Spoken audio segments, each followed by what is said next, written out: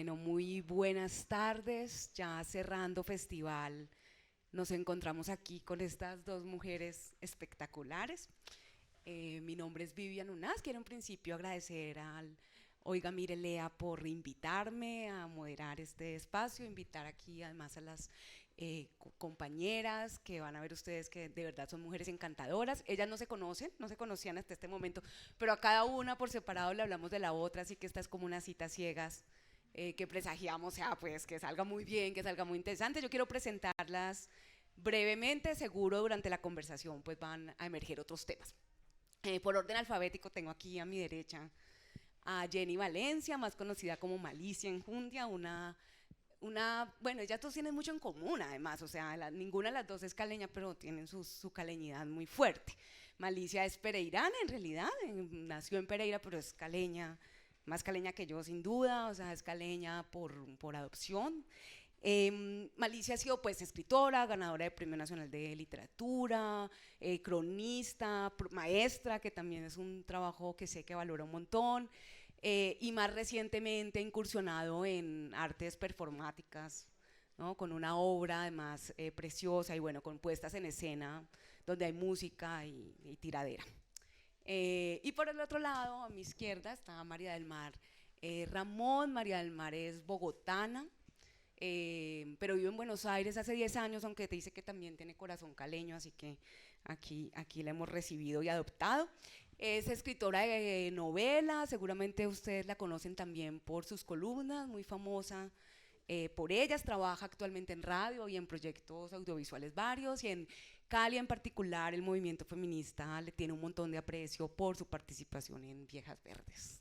Y bueno, esta es la presentación de ellas dos. Vamos hoy a tener un encuentro que no girará tanto como alrededor de un libro en particular, sino como en su obra y en el modo en que en las obras aparece este tema del placer femenino.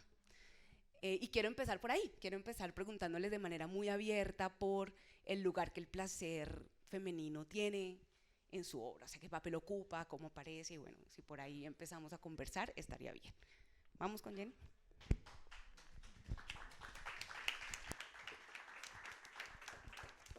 Bueno, buenas tardes a toda la querida especie lectora del Oiga Mire Lea. Gracias por invitarme. ¿Qué lugar ocupa el placer femenino en lo que llevo de obra, mi corta edad, mi corta obra? Bueno, realmente yo concibo el placer femenino cuando escribo, dándole lugar a la transgresión. ¿Por qué a la transgresión? Eh, digamos que desde niña las mujeres cercanas o también pues como todo el círculo cercano de la familia, la visión que me dieron del placer es que era algo un poco prohibido. Obviamente por ahí pasa lo católico, ¿sí? Prohibido. Y aparte de eso que desde la perspectiva de la mujer era algo que la mujer no podía desear o manifestar abiertamente. Entonces estoy hablando de que mis tías en la casa, cuando yo era niña, escuchaba que decían que los hombres no se buscaban, por ejemplo, ¿sí? Entonces, cuando ya estuve más grande y empecé a escribir, pues resulta que empecé a crear personajes femeninos transgresores que buscaban el placer, pero no solamente el placer sexual en los cuerpos buscando a los hombres además, sino el placer en ciertas prácticas como el baile y en el recorrer la ciudad en la noche, ¿sí? Desde allí configurar el placer como la relación de la mujer y la ciudad y todo lo que la ciudad puede ofrecer en la nocturnidad, específicamente una ciudad como Cali, que sabemos que después de las 6 de la tarde Cali es otra, y el placer tiene, digamos, un papel muy importante en ser caleño después de las 6 de la tarde. Estoy hablando para aquellos que les gusta la noche, la contracultura y las calles de Cali, ¿sí? A esas horas. Entonces he configurado el placer como desde ahí, desde personajes femeninos que se insertan en las capas más profundas de la ciudad y que tienen mucho que ver con la cultura popular y con el baile y por ahí derecho con el erotismo. Bueno, yo estoy muy contenta de estar acá con ustedes dos. Estoy feliz de conocerte. Además, es una cita ciega que salió bien. Eso es el mínimo porcentaje. Y eso está buenísimo. Y también estoy muy contenta de estar otro día más acá en el Oiga Mire Lea, que la verdad que me tiene muy conquistada, además de por Cali, pues porque la asistencia y como la conversación y la participación es enorme, entonces pues muchas gracias por venir, yo sé que es domingo. Yo creo que el placer ha sido una búsqueda que ha ido mutando, al menos en mi trabajo, y que ha ido mutando particularmente un montón en los últimos años, sobre todo desde la migración de la no ficción a la ficción. Yo escribí un primer libro cuyo título decía Tirar y vivir sin culpa, que es la edición colombiana, pero la del resto de países era coger y comer y follar y comer, como que después implementamos el comer directamente en la tapa y a mí eso me gustó mucho. Sin culpa, el placer es feminista.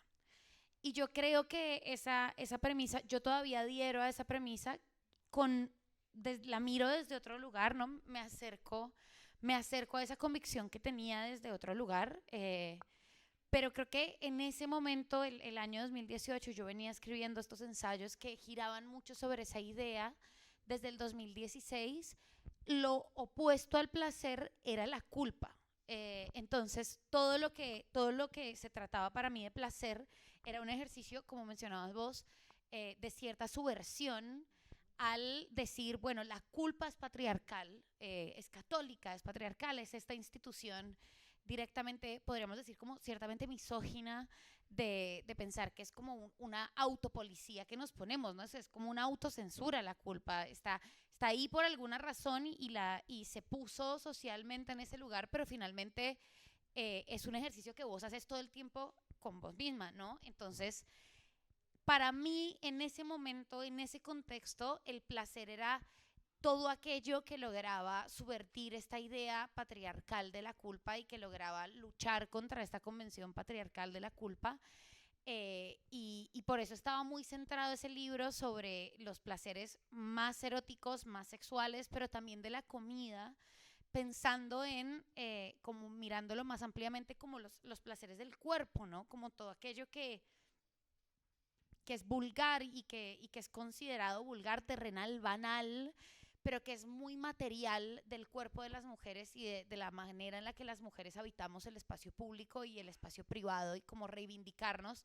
Y también hacía cierto llamado a reivindicarnos dentro del movimiento feminista como un movimiento que fuera placentero. Yo creo que esa ha sido una discusión que se ha tenido muchísimo en los últimos años y súper chévere, de bueno, ¿qué tanto estamos hablando de cosas muy graves? Y eso es cierto, pero ¿cómo podemos volvernos un movimiento alegre que reivindique la alegría y no un movimiento solemne?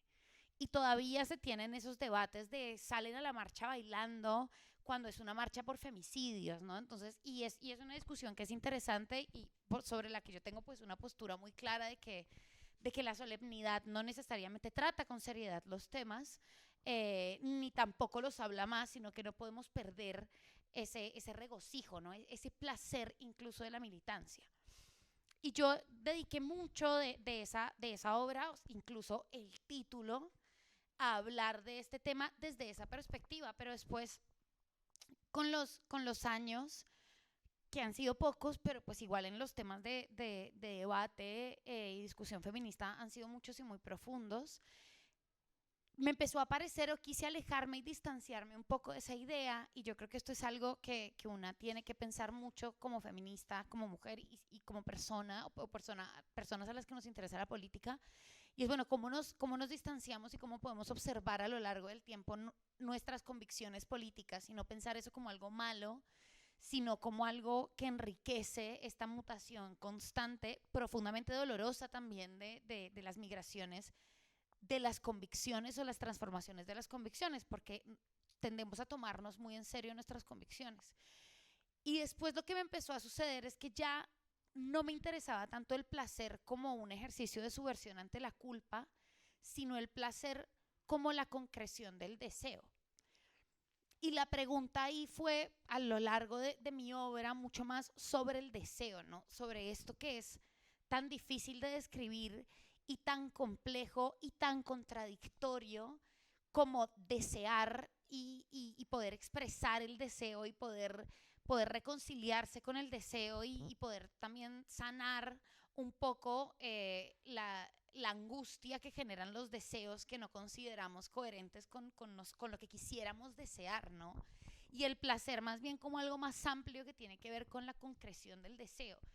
Y ahí yo creo que después de haber escrito mucho sobre la materialidad del placer en el cuerpo, me empezó a interesar la idea de que cumplir un deseo, llevar adelante un deseo es un ejercicio placentero y que escribir es una actividad que solo puede brotar del deseo y de lo más genuino de desear algo como que se persigue y que nunca se obtiene. Entonces creo que ese ha sido un poco un tema distinto y un tema también que desde una perspectiva pues femenina y feminista en la literatura, hablar de placer va mucho más de la idea del placer sexual y del placer erótico, sobre el que a mí me encanta hablar, pero creo que va mucho más sobre los personajes que escribimos o los personajes que leemos, de mujeres que se preguntan por lo que quieren y por qué desean lo que desean y que tienen esa relación compleja con el deseo, y eso es el motor de las historias,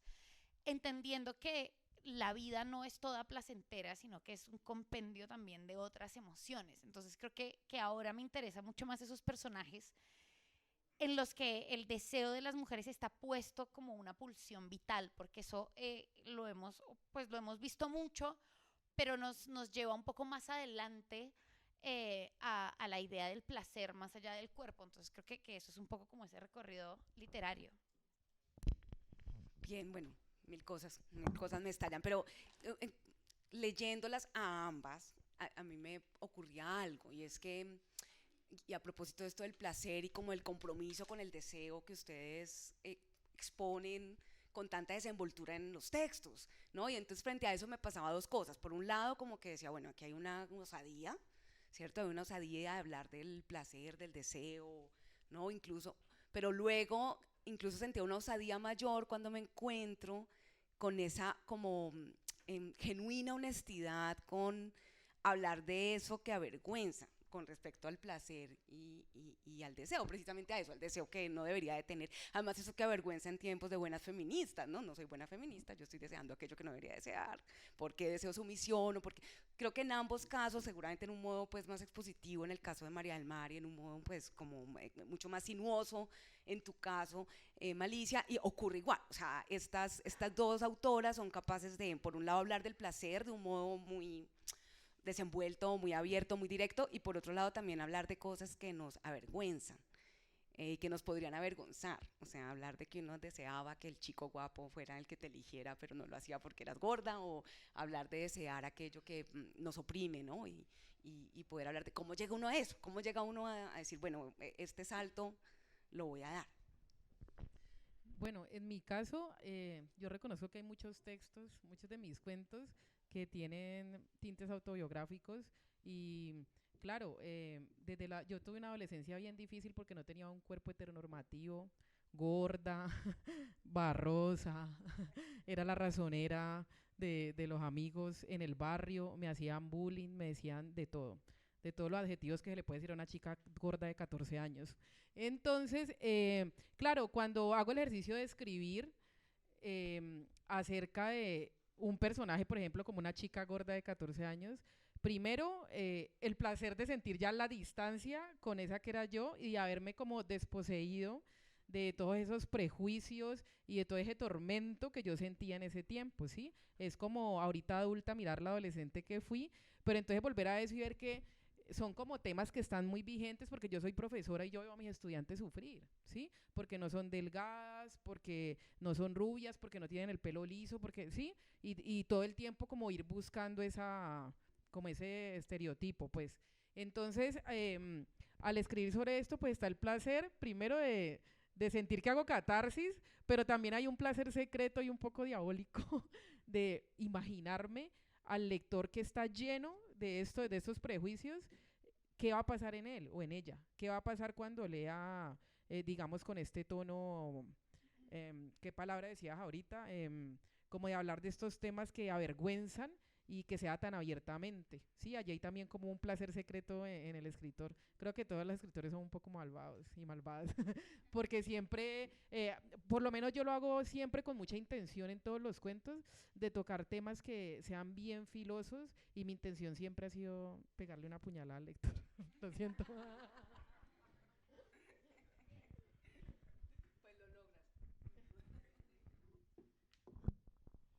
Ay, yo estoy súper de acuerdo con eso. Sí, o sea, yo creo que la escritura tiene eso que es un acto de venganza, ¿no? Y está bien, y hay un regocijo en esa venganza, como porque además es súper hipotético, ¿no? Una no siempre conoce a las personas que leen, que te leen del otro lado, y por ahí es una venganza mal dirigida. Uno no quiere que personas que a las que una quiere o que no le ha hecho nada en la vida se sientan mal, o personas que piensan como una, pero bueno, eso pasa con la venganza, que no tiene daños colaterales. Yo creo que a mí me interesaba un montón jugar con todas estas cosas de, o sea, usar la desfachatez, y también hablando como mucho más de lo sexual, específicamente, me parecía y me ha parecido todavía muy chévere, incluso en la no ficción, en la ficción, perdón, como poner las preguntas sobre la mesa ya casi que en un doble sentido, con un doble filo, sobre estas cosas de buena feminista o de mala feminista, y poner sobre la mesa las tensiones y las incomodidades de eso. Y hay algo con lo sexual incomoda muchísimo a la gente, quizás incomodan un poco, pero eso es chévere para jugar todavía como esa relación que tenemos con lo sexual, pero además como nuestras convicciones políticas han afectado lo sexual, y cómo nos sentimos una culpa no solo patriarcal por estar deseando lo que deseamos, por estar deseando cosas sexuales, sino también una culpa feminista porque nuestros deseos sean patriarcales, ¿no? Entonces, y eso es algo que a mí verdaderamente me fascina, con la misma intención que a ti de pensar, se incomodarán, de decir, a veces hay cosas que me calientan que son inmorales, ¿no? Y que son inmorales mucho más en este set de la moralidad feminista, y esa lucha y esa frustración de por qué no puedo tener, por qué mi deseo no se puede coordinar con mi voluntad política o con mi convicción política, y esa posterior frustración. Y a mí esa discusión me interesa mucho, y me interesa llevarla más adelante en la ficción, como eso, como un germen de decir, la vida es mucho más borrosa y está mucho más embarrada de lo que lo es nuestro discurso teórico, ¿no? La práctica tiene un montón de otros lugares que no necesariamente reivindican las violencias. No me refiero a esto, sino que una hace, y la vida y relacionarse con otros y otras requiere muchas más negociaciones de las que a veces estamos conscientes, incluso con nosotras mismas. Entonces, como lo que me interesaba después en la ficción era llevar estos personajes, y llevarlos como a los límites de las negociaciones con ellos mismos, y la incomodidad que hay en esa hiperrealidad de que nos manejamos muchas veces concesionando con nuestra propia voluntad y con nuestro propio deseo, porque tenemos otros sentimientos, porque tenemos pasiones muy bajas y cuestiones muy mezquinas al mismo tiempo, en el que queremos a otros y a otras. Y creo que eso también ha sido como una segunda vuelta que le di a esa primera pregunta, que era como, bueno, estamos diciendo y estamos reconociendo que estas cosas nos afectan, nos hacen daño, son violentas, que todo esto viene de ciertos ejercicios de sometimiento, pero también nosotras hemos estado insertadas en ese mundo y hemos recibido esos estímulos, y ahora hay ciertas cosas de eso que obviamente en el marco de lo consentido, mayores de edad y demás, nos gustan. ¿Y por qué nos tenemos que sentir mal porque nos gusta lo que nos gusta en nuestro fuero interno? Y eso es un problema, porque nosotras también hicimos muchísimo de decir lo personal es político, ¿no? Y esa premisa con la que yo he estado tan de acuerdo y estoy tan de acuerdo en otras cosas, en el momento en el que la traslado a ciertos asuntos de la intimidad, me ponen un problema, porque bueno, el placer no debería ser lo más importante Si está dado en términos legales y consentidos y no estoy lastimando a nadie, sí, pero entonces ese placer viene de un buen lugar, de un lugar correcto, de un lugar que tiene que ver con tus convicciones, porque lo personal es político. Y esa triple vuelta que damos desde la teoría, a mí verdaderamente me parece un terreno muy fértil para escribir y para dialogar con los lectores y las lectoras y aprovechar esta desfachatez que te permite el papel y la literatura, y es como la posibilidad de no estar posando ni de estar dando consejos o directrices de vida o cosas taxativas y breves como publicitarias, ¿no? Sino de desarrollar con todos los elementos y todas las herramientas que te da escribir, habitar estos territorios tan incómodos y tan tensos y tan íntimos y tan placenteros y como tan culpógenos, de los dilemas entre lo que nos gusta, las razones por las que nos gusta y nuestra vida política, cuestionándose eso para adentro también.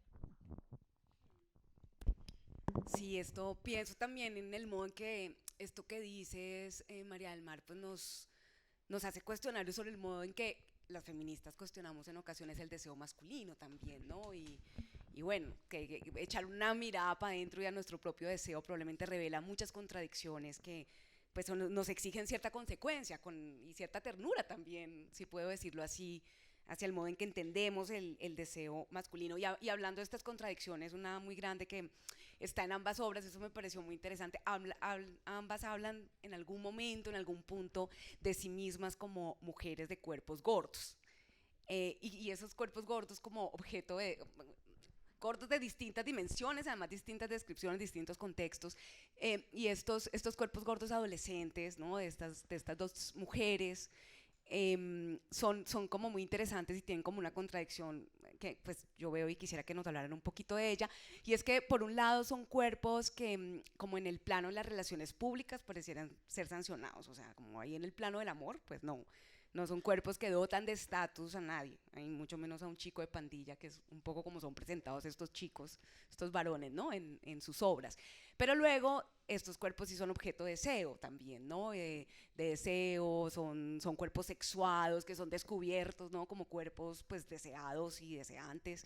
Y esta contradicción está ahí en este modo como en el que ustedes narran un poco sus adolescencias en ciudades muy distintas, clases distintas. Bueno, luego hablamos de eso, pero quisiera un poco que ustedes hablaran como de esta, pues sí, de este ser gordas, ser chicas gordas adolescentes o chicas que son reconocidas como gordas en la adolescencia, en sus obras.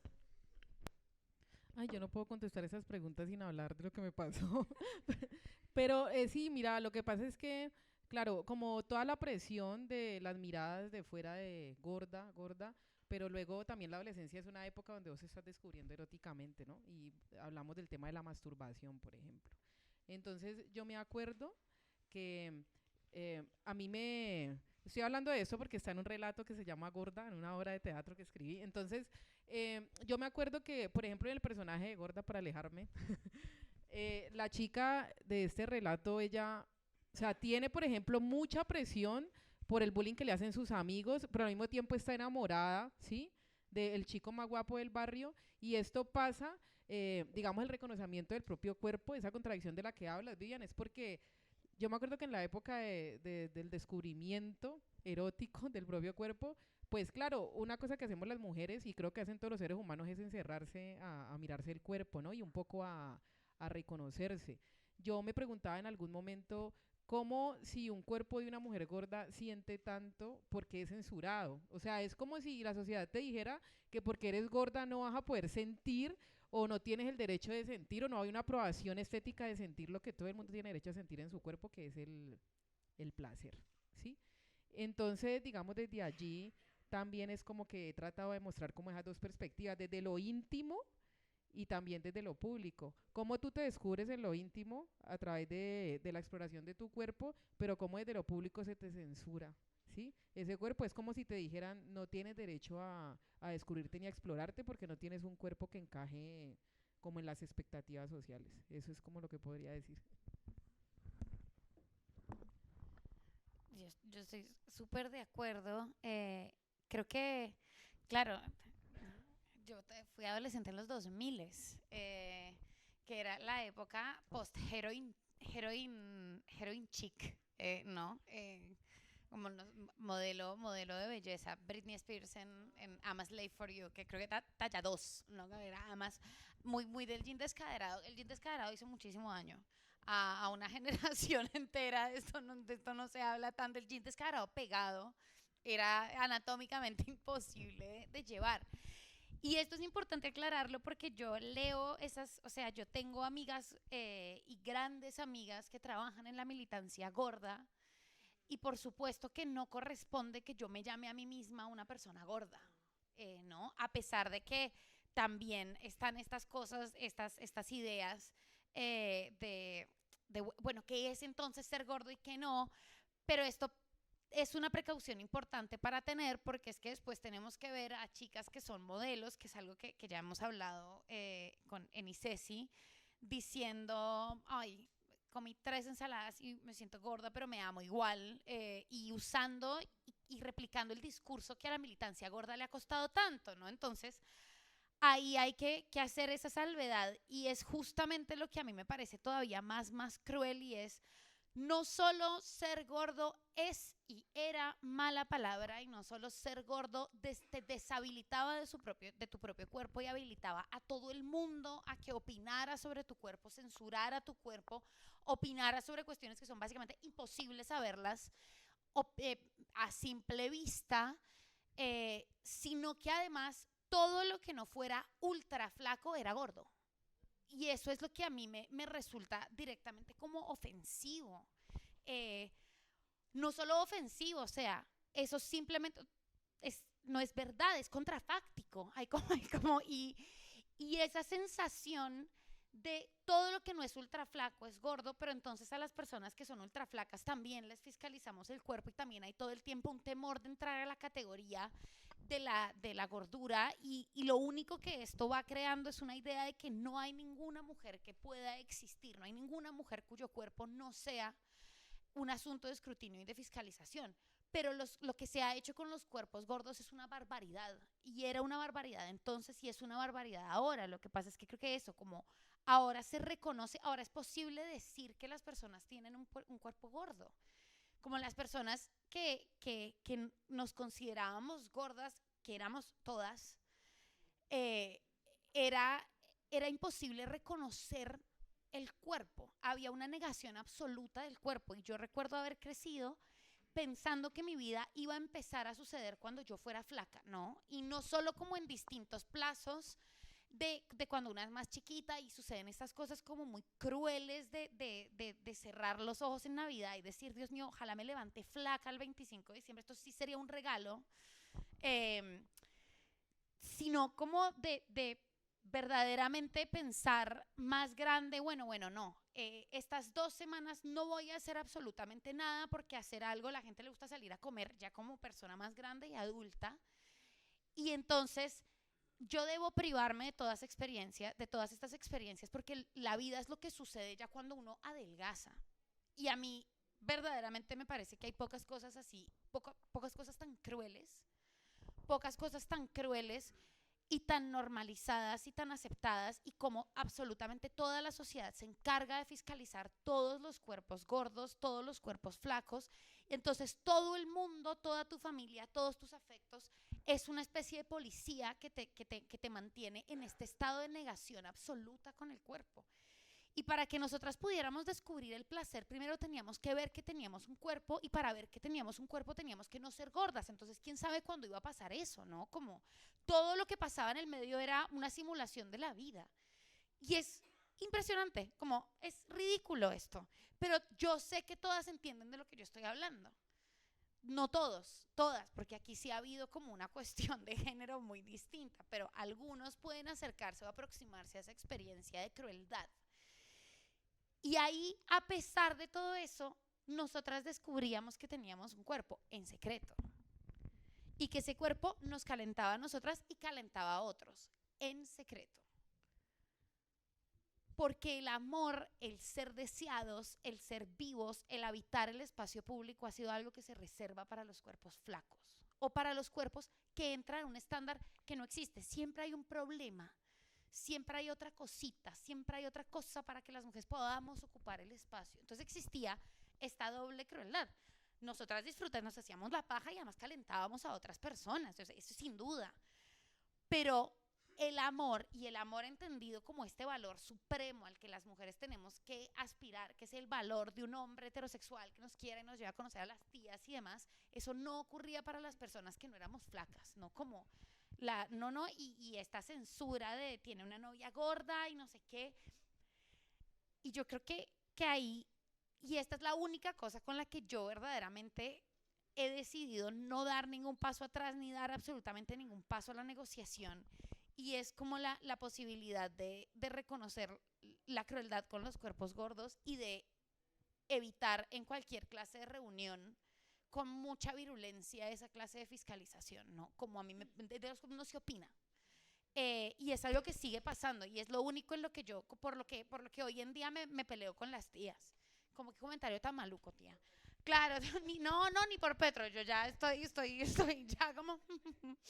Pero esto me parece, porque es que esto arruina las vidas de las siguientes generaciones. Fue cruel, fue horrible, está mal, es insalubre. Todas nosotras tenemos formas de desórdenes alimenticios, trastornos de la conducta alimentaria. Las que no éramos bulímicas y anoréxicas, igual todavía miramos una papa con desconfianza. O sea, no puede ser. Está mal.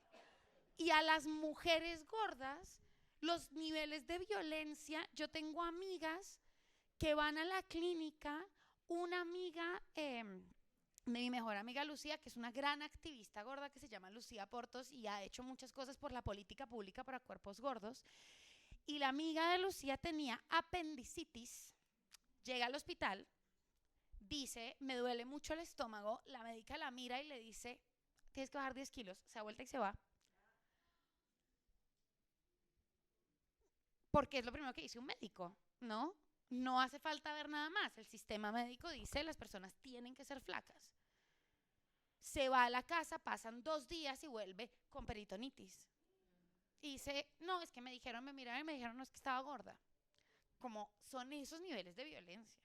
Entonces ahí hay algo que me da mucha bronca, digamos, como que creo que no es que sea fácil corregirlo, pero bueno, al menos no es una cuestión de economía, ¿no? Como esto no necesita una política pública de una cantidad de plata que trate de mejorar las condiciones económicas de las mujeres. Esto significa que podemos dejar de ser tan mierdas y ya. Y creo que eso es muy importante para las próximas generaciones, el cuerpo y la gordura, que es un tema, porque yo creo que nosotras no podríamos ser consideradas gordas y sin embargo, entonces si esto nos pasa a nosotras, lo que les pasa a las mujeres que son gordas y que están haciendo la militancia gorda es directamente anularlas de la vida pública. Y es casi una cuestión de apropiación, pero al mismo tiempo no, digo, eso es como lo complejo del asunto y que es como hipervigente. Y no se habla tanto. Yo creo que ahí todavía nos falta un poco porque eso sí que incomoda a la gente todavía. Como la gordura es una cosa que la gente la sigue incomodando de manera incluso inconsciente. Pero es terrible la gordofobia. Como. No, es que mira que me hiciste acordar de algo perverso que ocurría en el barrio donde yo viví mi adolescencia, y es que a una chica gorda le decían, bueno, aparte de, pero usted tiene una cara muy bonita como todas las gorditas, ¿sí? O haga la dieta del atún y la piña una semana para que adelgace, ajá. Pero mira que había algo perverso que ocurría, era que le decían a las chicas gordas, es que parece una señora, ¿sí? Entonces, eso más que los jóvenes del barrio no se fijaban en vos porque parecía una señora, pero habían hombres mayores del barrio que podían ser incluso hasta acosadores con las chicas gordas, ¿sí? Entonces eso allí era como una, no sé si se le llamaría como una triangulación, ¿sí? Algo que ocurría como desde todos los frentes y que creo que podía obstaculizar muchísimo el proceso de poder conseguir el cuerpo también como una fuente de placer, porque antes era como poder como infligir culpa porque eras gorda y tener que hacer sacrificios que te llevan a sentir más dolor psíquico, físico y emocional porque eras gorda. Claro, y Gordas sin Chaqueta, que es un movimiento bogotano, no sé si lo conocen, que son muy chéveres, unas chicas que vienen trabajando contra la gordofobia, han identificado, digamos, como unos puntos de trabajo ahí importantes con el sistema médico, porque el dispositivo médico sí que alimenta, alienta, nutre, ¿no? Llegas al médico y lo primero que dice, así te duela, tengas un grano en la mano, es que tenés que bajar de peso. Bueno, pero ustedes hablan de este ser adolescentes y estos personajes adolescentes gordos, ¿cierto? Gordas, en dos contextos muy distintos, dos contextos de urbanos muy distintos y dos contextos también de clase distintos. Yo tengo que confesar que esto no lo pensé sola, lo pensé con una amiga mutua de las dos, que también hizo complicidad para que estuviéramos aquí las tres sentadas y lo pensamos un poco, bueno, hay dos adolescencias gordas, en realidad no flacas, más bien para decirlo como lo dice María del Mar, narrados en estas obras, y estas dos adolescencias están narradas, a pesar de que hablan de lo mismo y tienen tanto en común, están narradas como en frecuencias distintas. Hay una musicalidad distinta, hay un tono distinto y hay un modo de relacionarse con ese cuerpo gordo de manera distinta. Y una es Bogotá, clases medias altas, y otra es Cali, sectores populares. Yo no sé si eso juega un lugar, si ustedes creen que eso, y por ahí de paso si empezamos a pensar la ciudad en sus obras también, ¿no? Pues en los barrios populares, los que hayan vivido aquí en barrios populares, hayan tenido contacto con los barrios populares, sabemos que no hay mucho filtro para decir las cosas, entonces el matoneo que sufre una chica gorda en un barrio popular es tenaz. O sea, digamos, las maneras de hacerte ver que eres gorda son muy violentas. Yo no sé, ahorita María del Mar contará cómo sería en el caso de ella, pero en el barrio popular como que no hay como un adorno de las maneras de decir las cosas, entonces te pueden decir vaca, ¿sí? Pareces un tamal, qué barriga tan asquerosa. O sea, te estoy diciendo términos que yo escuché no solo hacia mí, sino también hacia otras chicas a lo largo de mi vida. A mí me decían a los 8 años, nunca te vas a cortar el pelo porque tenés una cara muy grande, ¿sí? Vos no puedes usar jeans porque sos gorda y no tenés culo, ¿sí? Y aparte, a los 13 años me pusieron naranja, porque naranja era un refresco que tenía una jarra, una foto de una jarra en el sobre y dos naranjas. Era pues como un frutiño, un manchatripas que le decían en el barrio. Y a mí me pusieron naranja porque como pues tenía los senos grandes, claro, era una chica gorda, tenía los senos más grandes que mis amigas, entonces ese fue el apodo. Naranja y naranja por aquí, naranja por allá. A veces que yo quería no tener senos porque me sentía realmente acosada de caminar por las calles del barrio y que todo el mundo me gritara naranja. Entonces digamos que el tono, como que el tono para narrar esto tiene que ver con ese sin filtro que hay en los barrios populares de las maneras en que te acosan y te matonean todo el tiempo. Pero también hay un montón de sensualidad en tu relato. Por también, supuesto, porque la sensualidad y allí en el elemento de la música también, ¿no? Sabemos que en Cali, en los barrios populares, pues la salsa es también un elemento de congregación, de catarsis, ¿sí? Y de todas estas canciones que narran como todas las vicisitudes de la gente de los barrios populares, desde lo social, desde lo familiar, pero también desde lo erótico, de lo personal y de las relaciones amorosas y las relaciones con el cuerpo, todo esto. Y siempre está el elemento del baile, como algo que anhelábamos todos los adolescentes. Pues ahorita María del Mar habla de Britney Spears y nosotros éramos pues la salsa de alcoba en los años 90 y estaba el hecho de cobar, que es bailar apretadito en una baldosa. Imagínate uno a los 14 años con las hormonas alborotadas viendo a los mayores de 20 cobar, pues uno lo que quería era cobar, sí, que llegara el momento de hacerlo. Y eso pasaba, claro, por la sensualidad y por el contacto con otro cuerpo. Yo no pude cobar hasta los 17. Nadie me sacaba a bailar. Nadie me sacaba a bailar. Estoy fascinada por este nuevo término. Cobar. Yo creo que ahí hay una diferencia. Es curioso porque igual el ejercicio de violencia sobre los cuerpos gordos es como, es transversal a todas las clases, pero yo creo que hay todavía, y esto pues lo elaboro acá, hay algo de las clases altas y de las clases medias acomodadas que es una cuestión aspiracional muy estética, ¿no? Y esa cuestión estética aspiracional es súper europeizada. Y es súper europeizada, blanca, flaca también, y como esta lógica de un modelo de corporalidad que no es latinoamericano, que no es abundante, sino que es muy magro. Y esto va como porque yo siempre que me repito Betty la Fea, que es algo que hago varias veces al año, o al menos una obra maestra, obra maestra de la televisión. Y en Betty la Fea hay algo muy curioso que expresa eso. Aura María es una mujer hermosa, digamos, ¿no? Pero está en el club de las feas, en el cuartel de las feas, porque hay una variable de clase sobre la belleza que implica que la voluptuosidad no es bella como ella es bella. Ella es una mujer que es, o sea, es así como el tradicional 90-60-90, y las clases altas con esta tendencia colonialista a pensar la belleza como algo blanco, magro y flaco de otro lugar, para mí ejercían como una doble fiscalización sobre eso. O sea, no solo estar gordo o estar gorda es censurado, sino que además no corresponde para el ingreso a la clase social. Que es todavía peor, porque yo creo que no hay nada peor en el mundo que las clases altas. O sea, las clases altas son el cáncer de las sociedades. Y además de eso, la variable sobre los cuerpos también tiene, el castigo sobre los cuerpos también tiene como esta variable de clase, de una estética súper prestada que no tiene nada que ver con nuestros cuerpos latinoamericanos y con, pues, con nuestros propios fenotipos.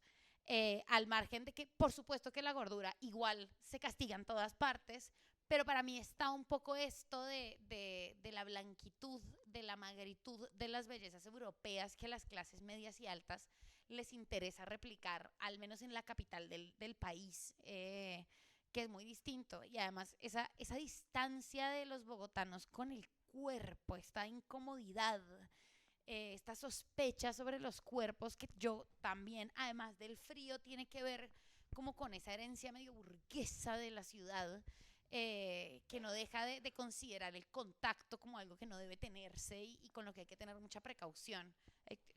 Todos los puntos, siempre, punto para Cali, como todos los puntos. Bien, volvamos a esto un poco como de las obras y algo que creo que María del Mar menciona con frecuencia en este libro de ensayo suyo, y es la manera en que las mujeres, y ella creo que lo dice así literalmente, o por lo menos de una manera muy parecida, y es que a las mujeres nos ha sido como mutilado el desparpajo. O sea, como que el desparpajo ha sido cercenado o está amenazado, o sea, eso de ser desparpajadas. Y creo que este desparpajo pues pareciera clave pues, para gozar la sexualidad, pero también para bailar, ¿no? Y también para el humor. O sea, tener sentido del humor, hacer reír, ¿cierto? Tener ironía, bueno, no sé, que, pues exige una suerte de desparpajo. Y sus textos están como muy poblados de sentido del humor, o sea, de un sentido del humor muy distinto, el tuyo probablemente más brutal, ¿no? Directo, como más fuerte, y el tuyo con una ironía y muy mordaz también, pero hay sentido del humor. Yo quisiera un poco que, si ustedes pueden hablar de esto del sentido del humor y la escritura de mujeres y su obra, por supuesto, ¿no? Cómo aparece el sentido del humor y cómo uno llega a él también, porque a mí me cuesta un montón, por ejemplo. Para mí tiene que ver con la exacerbación de ciertas cosas. Fíjate que ahorita que decís esto, yo me acordé, todos sabemos esa historia de que el diablo apareció en una discoteca de Cali un Viernes Santo, ¿cierto? Entonces a mí me dio mucha rabia ya grande. Cuando era niña me impactó esa historia de que cómo así que ese hombre vestido de blanco con zapatos rojos entró a esta discoteca que llamaba Agapito en Juanchito y sacó a bailar a una mujer y le dijo que no le mirara los pies. Ella me imagino que queriendo contemplar la belleza, lo primero que hizo fue mirarlo de pies a cabeza. Entonces la historia dice que le dio cascos en lugar de pies, ¿cierto? Eso le dio la vuelta al mundo esa noticia. Pero ya luego grande, cuando me interesó este tema de la presencia del diablo en Cali, me dio rabia. Porque yo dije, si era un hombre muy apuesto, además le gustaba bailar salsa, porque la historia tiene que terminar con que la chica terminó loca por haberlo mirado y por haber bailado con él. Entonces allí fue donde me interesó como un poco la torcida, como torcer la perspectiva de la historia y poderla exacerbar. Y entonces allí me divertí muchísimo, por ejemplo, escribiendo uno de los cuentos del Buciraco, donde una chica se sienta Ella, ya está la historia que había aparecido en El Diablo en Cali, y ella llega a una discoteca, me inspiré en la Topa Tolondra para escribir ese cuento. Aquí está, ahorita leo un pedacito y queda tiempo. Y la chica se sienta a esperar que sean las 12 de la noche porque quiere que el diablo llegue a sacarla a bailar, ¿sí? Ya hay una manera consciente para disfrutarlo y pues ojalá para follárselo. Pues ella imaginándose que era follarse un dios, un dios que está en una ciudad o una deidad. Entonces sí tiene que ver con el desparpajo, para mí tiene que ver con la exacerbación, y cuando yo logro llegar a la exacerbación en los cuentos me divierto muchísimo, y es donde salen los tonos irónicos que incluso me hacen reír mucho sola cuando empiezo a escribir. Sí. Ajá. Me encanta la pregunta sobre el humor y la respuesta de lo del mito de Cali.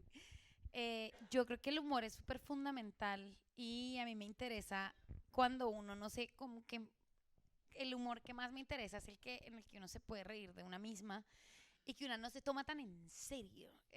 Como que no todo lo que, incluso lo que duele, no tiene que estar con este tono como súper serio y súper dramático y súper solemne y súper esto es la vida y la verdad, sino con humor, porque la vida, incluso las violencias y las cosas horribles están plagadas de estos momentos que son inesperados y que son desconcertantes y que son un poco miserables. Y yo creo que el mejor antídoto ante la vergüenza, que es algo que a las mujeres nos han hecho sentir tanto, estoy súper de acuerdo con con la exacerbación, y es exacerbarla hasta el punto en el que es gracioso y en el que nos podemos reír. Y esa es una herramienta fundamental para combatir el castigo y el silenciamiento, ¿no?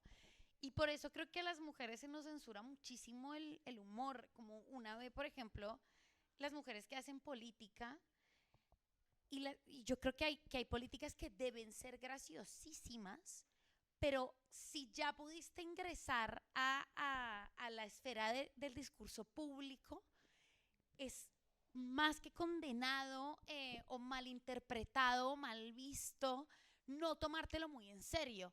Y eso es una pena porque las personas que ocupan la esfera pública tienden a tener buen sentido del humor, y uno ve a los ministros y no sé qué, y que se hacen el chiste y que se hacen así, y uno sabe que una mujer no podría hacer eso, a pesar de ser graciosa, porque ya estás aquí y tu figura tiene que ser solemne, te lo tienes que haber merecido 25.000 veces más que todos los otros mediocres, porque la que llega tiene que ser brillante, y además solo puede ocupar el espacio público para hablar de lo serio y lo importante, y no para el ocio y para el divertimento, que es también el discurso público. Entonces yo creo que al menos es un arma para combatir todo lo que se nos censura, para aprender, para construir. El humor es un arma pedagógica, y no el humor para burlarse de otro, el humor para burlarse de uno y de sus propias posturas, y tomarse con ironía lo que uno cree y lo que es importante para uno, pero también poder reírse. Eso construye lazos con otros y otras, y a lo que me refiero es que construye lazos con personas que piensan distinto a nosotros también, y eso es importante hacerlo. Y sobre todo, pues eso, el humor como esta pieza como para mí es como la última pieza a ocupar dentro del discurso público, que es, o sea, yo sueño con mujeres humoristas políticas que puedan tener el respeto y sobre todo el espacio, y eso sí que es algo como a conquistarla. Pues sí, hablar de política más o menos que podemos, pero tiene que ser ultra serio, ultra chequeado, todo tiene que estar hiper investigado, no puedes flaquear ni un poquito, y menos ser graciosa, porque eso se castiga muchísimo. Entonces yo creo que siempre tenemos, desde todas las perspectivas posibles, tenemos que recuperar el humor y la ironía con lo propio y con el entorno, y como forma de construcción y de pedagogía. Nuestro tiempo se ha acabado, pero yo solo quiero cerrar invitándoles a conocer la obra de estas dos mujeres estupendas, que tienen de verdad una literatura pues impresionante, así que mueve cimientos. Creo que tuvimos una conversación muy agradable, que fue del placer a luego todo lo de mutilación del placer, y terminamos de nuevo en la risa, que creo que pues es salvadora. Entonces, bueno, muchas gracias por acompañarnos hasta el final.